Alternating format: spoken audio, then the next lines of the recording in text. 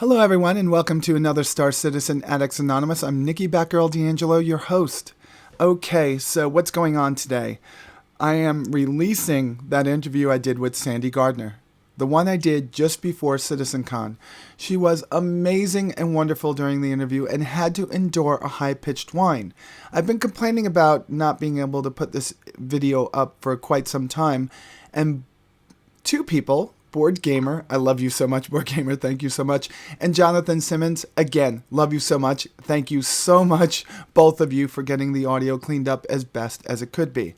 Now, when you're looking at Sandy, please understand, any facial expressions she makes was because she was listening to that whine, and I'm not going to torture you with it.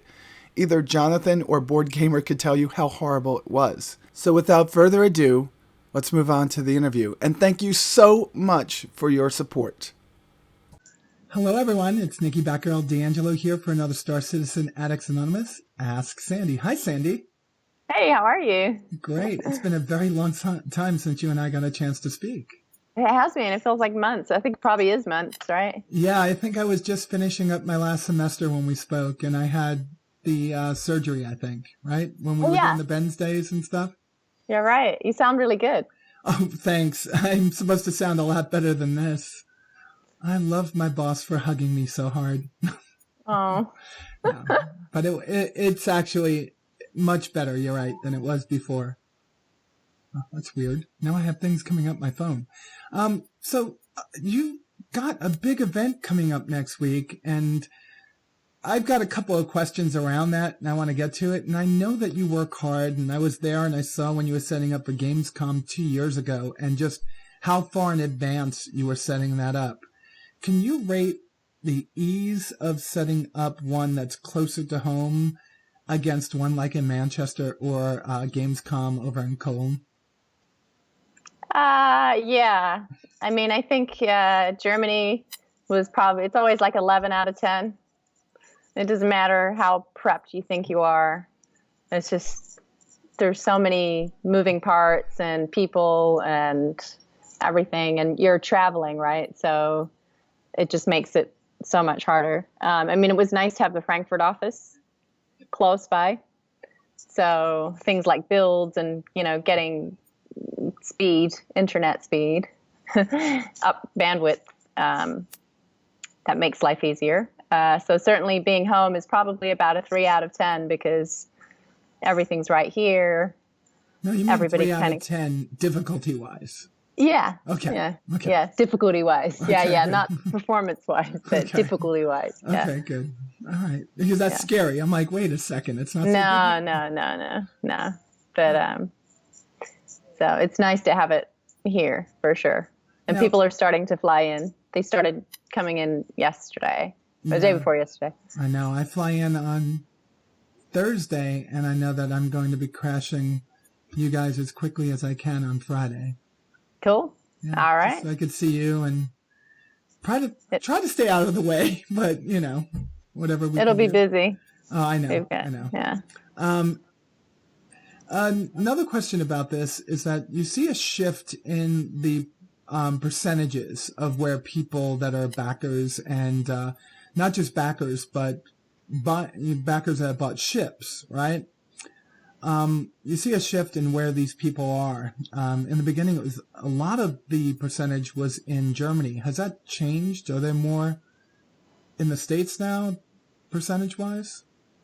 I mean, the States is still our number one audience by quite a margin, but then the second one is Germany still. So I think the biggest shift is in the actual ships. In the actual ships? Well, in as much that like lots of people just have like a basic package and stuff. So you've got a big proportion of people with an Aurora or whatever. Or a Mustang, right? One of the two? Yeah. Or something like an Avenger or a 300 series, but something rather under $100. Yeah. Mm-hmm. Okay. Do you still intend on doing these citizen cons revolving between the offices here, then Britain and Germany?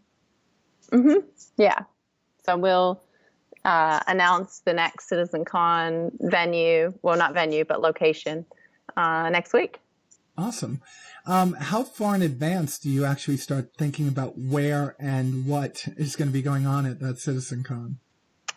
More than a year. So you've already started. Oh, yeah. For next year, for sure.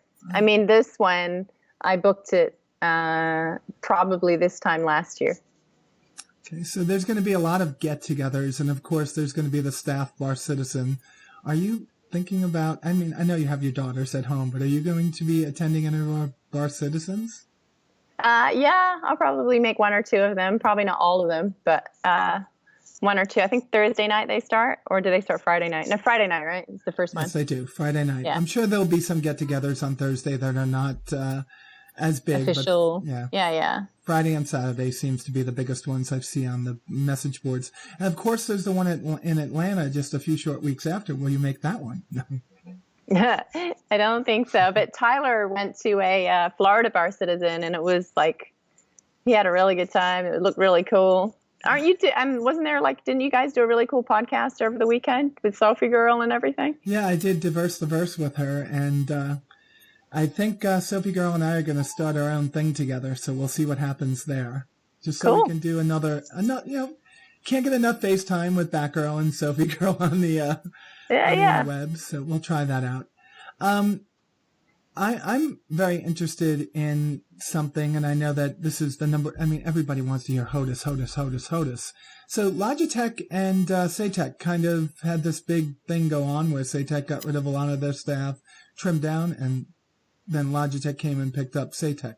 Where does that leave us with the HOTAS? That's still we don't have a solid word on where that leaves us.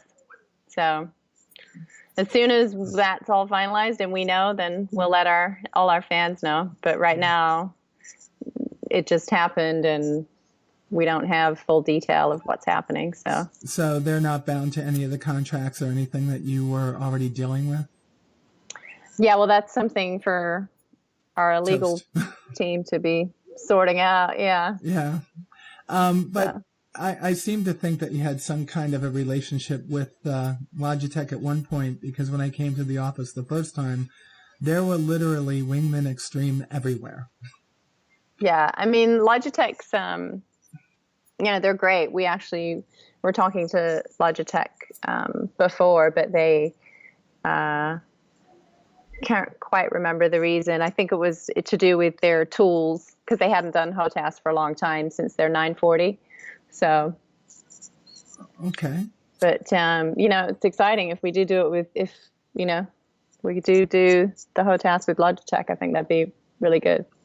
It would be, because I know a lot of people have started to use two of their joysticks that are both lefty and righty for doing the dual joystick system of controlling the spaceships, which I've never done, so I don't know how well that would be. But if you get Logitech, that's another direction that you can go down the line with the dual joysticks. Yeah, no, it'd be fun. I mean, we'll have to see. That's kind of out of my court until we hear back from their team, our team, how that kind of all goes. Yeah, I thought so. I mean, that's why every time I see something about the HOTAS, I know you make the connections and then everything goes to legal and then it goes to other parts of CIG. So it really gets out of your hands very quickly, right? Yeah, until there's an actual product that needs marketing. Yeah. Gotcha. All right. Now we have CitizenCon coming up, and we always get these questions about cosplay kits. Somebody mentioned it at one point over at CIG. It was either yourself or Alexis or somebody else on Around the Verse. Have you done any more thought, or have you thought much more about these cosplay kits that might be able to come out of CIG? I mean, I definitely think that we should do them. And I know we have discussed it around and around. I guess it's what would those kits be? And, maybe we get the fans to kind of vote on it, or get them together to say, this is what we want. And if we get enough numbers, then we can get things going. There goes general chat. There's going to be 1 million polls by the end of tomorrow. I know, going, we want. Yeah. Let's try to keep that to one thread, folks. Right. Well, because there's all sorts of things to, like how we did the Big Benny's t-shirts, for example, because people really wanted those, while we did a small sample in a smaller size range. And then people demanded the other, extra small. And so we did that too. And that all sold really well. But it's hard to know that beforehand, right? You don't want to make 5,000 t-shirts and then have to give them away for $1 a piece. Or yeah, exactly. Start stashing them into the swag bags over at CitizenCon and Gamescom. Exactly. Okay. Oh, there went $10,000 of subscriber money. No. Dog tags. Any update on shipping? They should have gone out already, right? Yeah, I know that's it. The personalized stuff has been quite the shipping nightmare. So that's in Alexis's court. I'm not sure. I know that Turbulent have been really, really busy with CitizenCon. So I know they're ready to ship. It's getting the actual shipping orders attached to. Has the new warehouse that you guys were setting up, whether it be the overseas or in-state, I forget how you were doing that, has that helped at all? Not really, because it's like you've got to get the stuff out. So it's like, we need to sort it out, because we ship to over 99 countries, and it's really, really difficult. Like if you kind of purchase most things, there's certain countries that they don't ship to, or that are super expensive to ship to. Like if you look at the list, because we just do inclusive shipping, right? So, but there's certain places, like there's certain countries of Europe that are really, really expensive. Like it costs double to ship a star map than what it does to London or LA or whatever. Like I think Greece is on that list, and Russia, and there's and a bunch of outlying places. So we need to really sort it out. But Alexis would be the person to ask if dog tags have actually started shipping. I know they're ready. So fingers crossed it's super soon that they all go out. That doesn't mean start sending Alexis emails. I could do that for everyone next week when I see her. So we can keep Alexis from reading emails and working on. Yeah. It's because it's CitizenCon that they're like, because it's quite the nightmare, I think, to dump the orders in the way that's needed for a personalized dog tag. Okay. Are you going to be revisiting it's the Star Citizen Referral Program. You started it last year. Is that going to be something that's revisited, or is it just going to keep going on the way it is now? Any changes? You see this? Yeah, I got to ask actually what the latest numbers are. I don't know how people are looking. I know it was I think maybe it was last November's live stream that we did an update on what numbers the referrals were. But I actually haven't kept up more recently with how people are doing. So is 1,042 referrals like totally off the charts and no one's there, or is it a dozen people that are there? But that's actually, I can't write it down while I'm on. Oh, I can email myself. You can email yourself, or I could send you an email and remind you. That's up to you. I will. I have.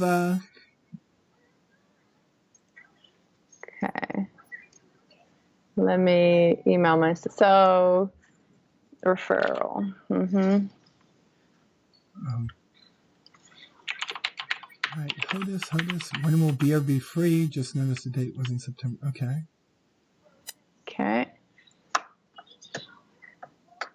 Just reminded myself to check on that, and then if things are going swimmingly, I might look at, making some improvements and stuff. All right. There's some people that want to know about Squadron 42 is out and Star Citizen is out. What type of things will be you looking towards in continuing the revenue stream? This gets asked every time people want to talk to you. I know. Well, I mean, yes, we have a plan, but it's like, we need to kind of see how it goes, obviously, when Squadron 42 is out, and what kind of numbers that does and how well that's received, because that definitely makes a big difference to a lot of things. Certainly for shooting episodes 2 and 3 and all of that. I mean, it's a different kind of, Squadron 42 is a different beast in terms of being a single player. It has a completely different marketing campaign. The goal would be that it creates a decent amount of awareness and it moves more into a mainstream audience. Because right now, Star Citizen is pretty much a niche. I mean, even with 1.5 million fans, it's not a big deal in the whole scheme of things. Yeah, it's not the 10 million that you sell when you have something like Call of Duty or Madden or something like that at this point. Right. And so it's difficult to make an assessment until we're there, because basically I can't do my marketing push until it's at a point where there's enough for it to be pushed out into mainstream audience, because we're still not mainstream audience. Like, a lot of the mainstream audience would be like, really? I'm not ready. I want it now. I want the whole thing now. I don't want to watch. Not everybody's interested in open development. So once we're at that point, then it's a whole other ball game in terms of revenue. And we also don't have like all of the items in, the weapons in, all your character customization, all of the things that, like, not microtransactions or whatever you want to call it, but it's like it's not a full gameplay where people can actually, you spend $5 here or do something there, or you're not really in that at this point. I mean, that makes sense. And I guess what you're saying is that the game's not done, and right now you have the passionate people that are there, and the everyday people that would be playing a game would look at it and go, but I can't play the character I want. Why would I do that? Because I'm not going to go and buy UEC to get this shirt, to get this pair of pants, because not everybody is going to be doing it in-game. There's always some kind of way for people to get those clothes in other games that would be here too, right? That's what you're saying? Yeah, exactly. Okay. And so basically, once I can confidently say, right, I've done a full marketing push, and this is kind of where our audience is at. Let's just say it's kind of 5 million or 10 million. Then it's like, well, that can be a whole revenue thing in itself. I mean, 10 million people, it's a whole different ballgame, right? And also like earning ships, we're not getting into a pay to win discussion, but it's like if I'm, when I'm playing Clash of Clans or whatever, I can't be bothered. I'm going to pay for it for now.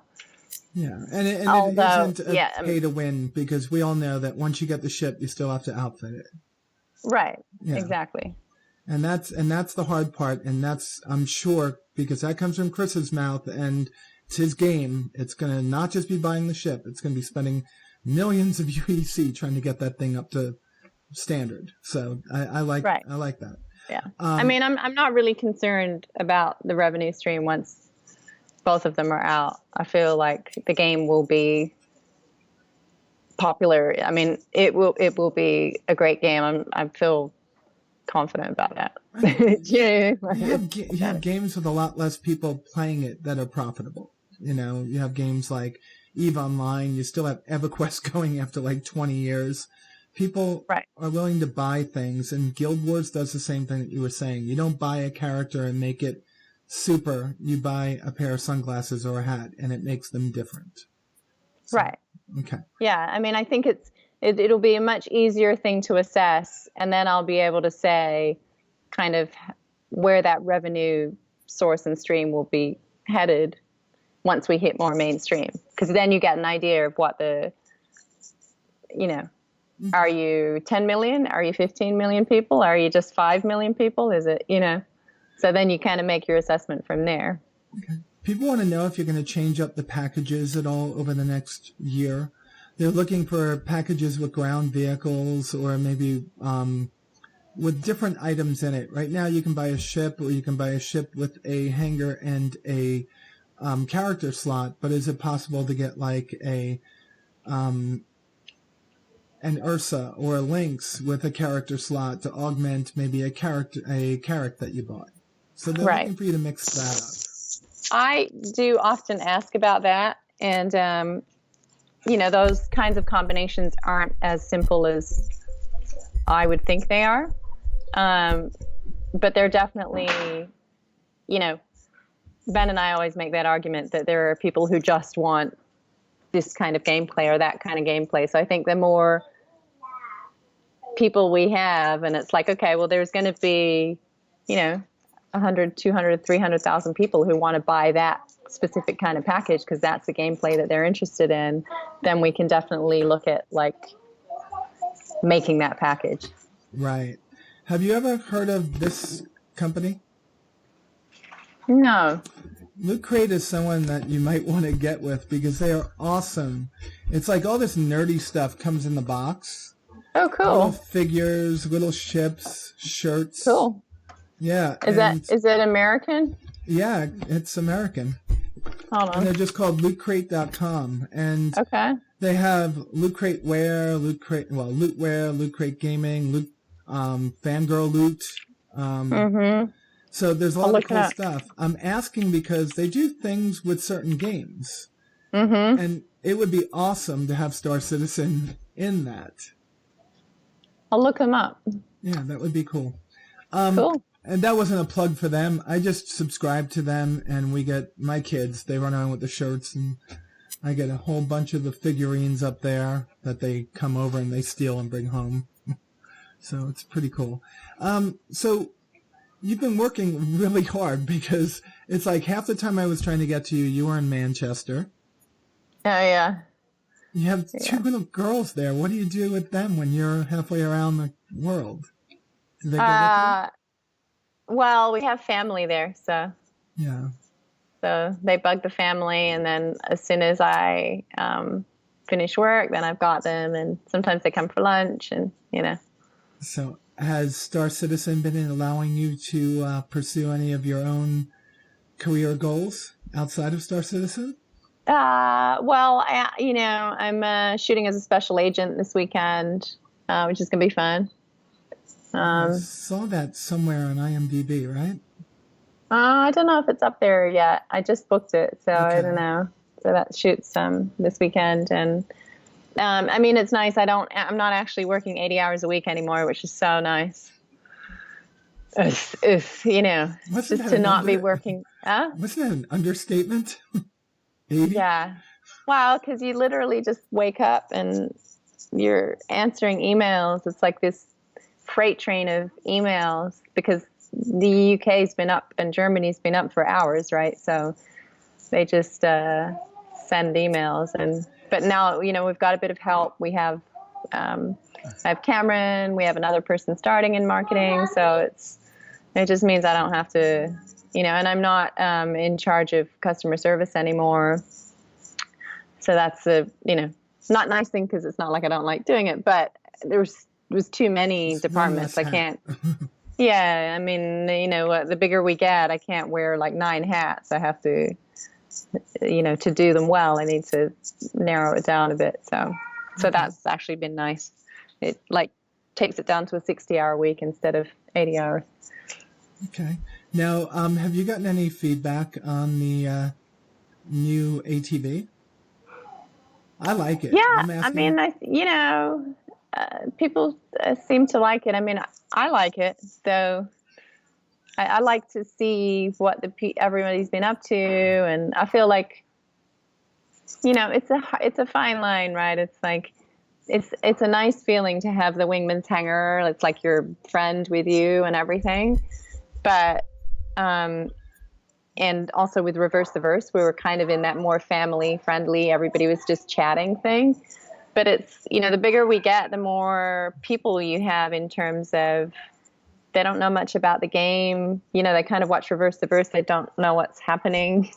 They don't have the same affinity for me or whoever else because they're like, who are these people just sitting around talking? But everybody can watch or tune into questions being asked about how to make the game and talking to the artists or talking to the devs or like showing stuff, I think just makes it more relatable. You can just watch an ATV and go, oh, that's cool. I learned something. Yeah, and it makes sense for us to pick up the ball that's being left by you guys as you get a little bit bigger and have to do more of I call it the long tail stuff. Now you don't just have the passionate people, you have the people that are wandering in that want to know what the game is. So you have to start tailoring your message for a broader and broader selection of people. So the community members like myself and Ian Traz and Board Gamer and Sophie and others can have you and Ben and David and other people on to do that reverse the verse type talk around, chat, and see how things are going. Right. Yeah. I mean, because definitely the newer people, it's, thank you. It's I can't eat that right now. You never say no to your child. No,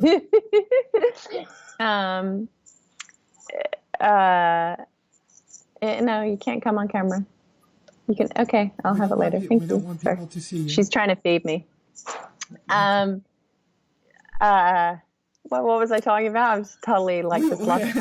I know. Well, your daughter's off in the corner. I've got a cat pushing on me. No, we were talking about ATV. About ATV and about the community picking up that torch. Taking that baton and saying, all right, we'll do that type of show and interact with you guys on a more family level. And then you guys could start going into that more of a long tail and teaching all the new people.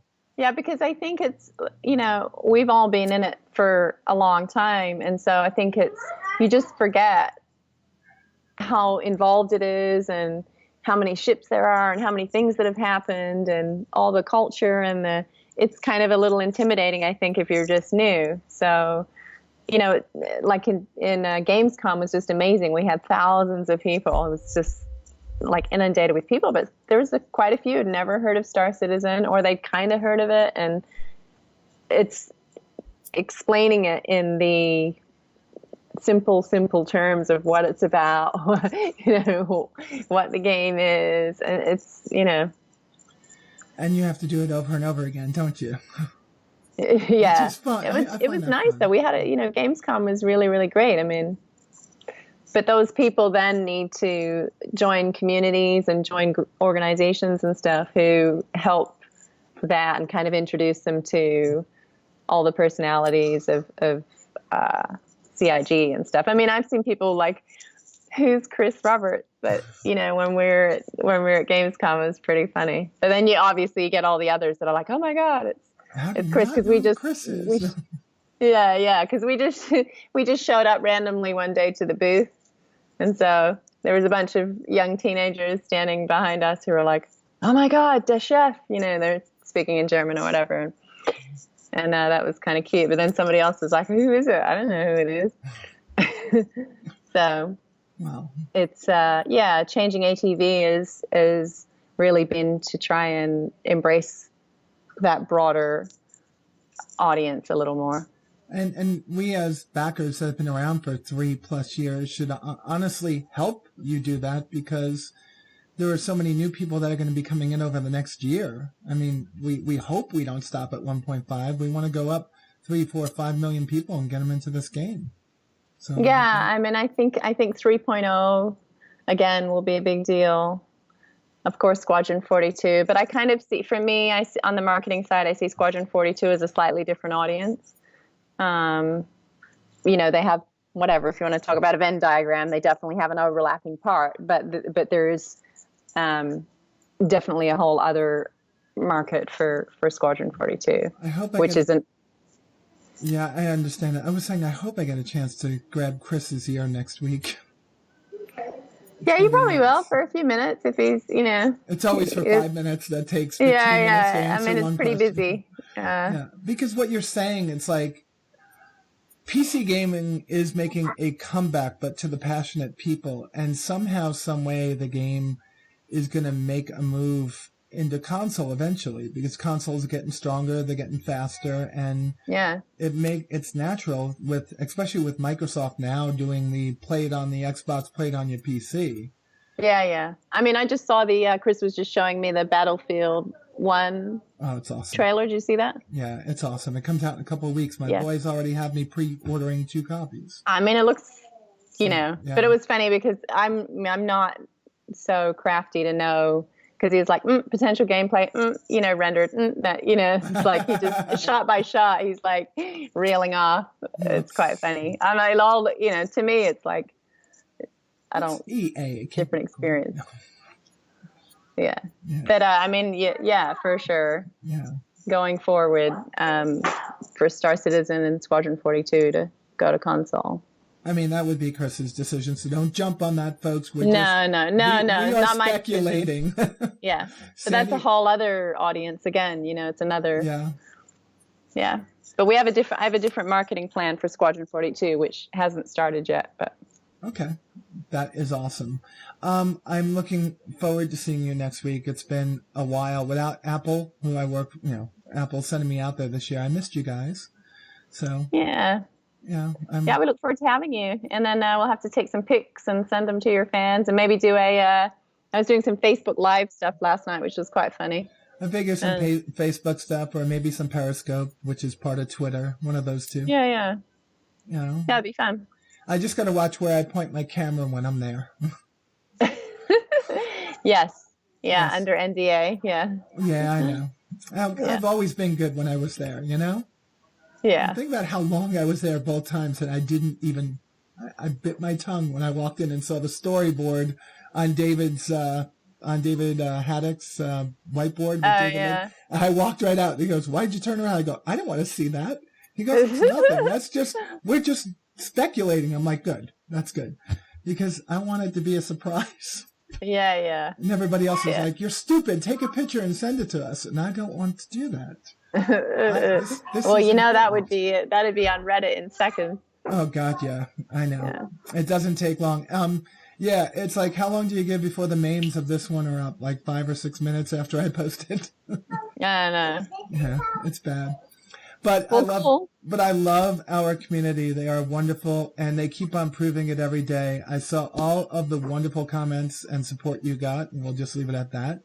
And it made me smile, because you are a wonderful person and have always been wonderful to me. And I really appreciate that, and thank you for your time. Oh, thank you. Thanks very much. I look forward to seeing you next week. Yeah, it'll be fun. I can't wait. And and let's let everyone go. You could go eat now that your daughter's trying to feed you. I know. All right. We'll see you, Nikki. All right. With that said, folks, you all be safe out there, and I'll talk to you soon.